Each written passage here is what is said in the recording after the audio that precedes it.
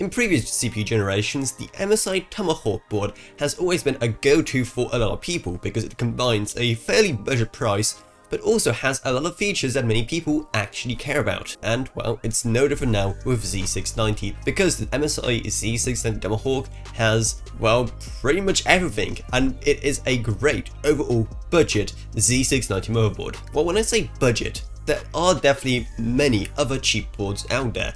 In fact, the MSI PRO Z690-A, which I recently both covered and unboxed, so make sure you check out those videos, is way cheaper by roughly $60 or so. But with this board, you definitely get those $60 worth in all the upgrades it has. Looking over at its PCIe expansion, it has pretty much all the stuff you would expect this generation: 3 16x slots, 1 1x slot, and 4 M.2 slots, so pretty standard stuff. Though it's a nice touch that all 4 M.2 slots come with their own heatsinks and they're even numbered. Moving up to the CPU, we have a total of 16 power phases going to the CPU here, and spread across 2 8-pins, your CPU is going to be getting a lot of power. All of that combined with the fact that this board also uses 70 amp power phases, and you're going to have some real clean power going to your CPU, making this board great for overclocking and even for high-end CPUs like the 12900K. And when it comes to its rear I/O, things are also looking very well, with a total of 7 USB Type-A ports,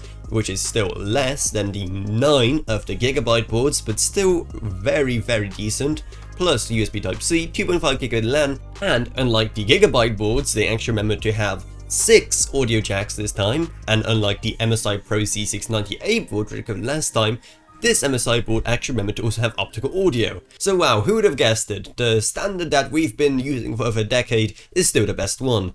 Who would have thought? But coming back to the topic of Gigabyte boards for a second, it's actually a pretty good comparison, seeing how feature-wise and price-wise it's more similar to the Z690 Era's Elite, which I also recently covered on this channel, so I highly recommend you check out that video. It's going to be up in the iCards for more information on that Z690 Era's board. But while that board will set you back a bit less than the MSI Tomahawk, this board does look like the much better value one than that one. Firstly, even though this board has 2 USB Type-A ports less than the Z690 Era's Elite, well, most people will be able to survive with that. 7 USB Type-A ports is still a lot. Not to mention that this board has 3 10 gigabit per second USB ports compared to the 2 on the Z690 Era's Elite, so that's a nice win there.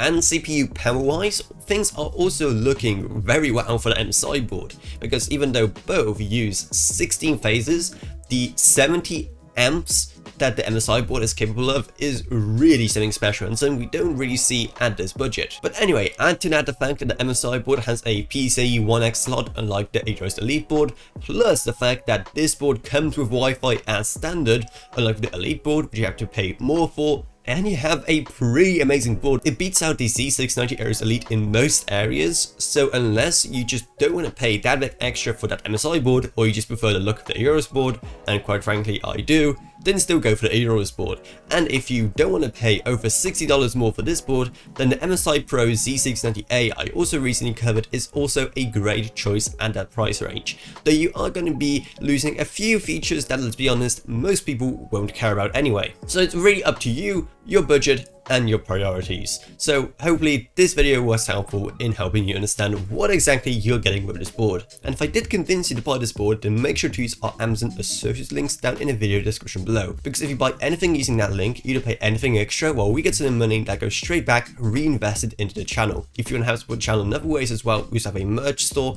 and also a Patreon, and I'd also love to thank my existing patrons: Gavin Burns, Ryan, AKB, Meg Sumner, Shane Allcroft, Lansby, and Comic Age Clothing. Thank you guys so much. Support truly goes a long way. Down there, you're also going to find our Discord server if you want to talk to me, or at this or whatever else really, plus and social media links as well. But anyway, that's what it is, so hope you enjoyed this video.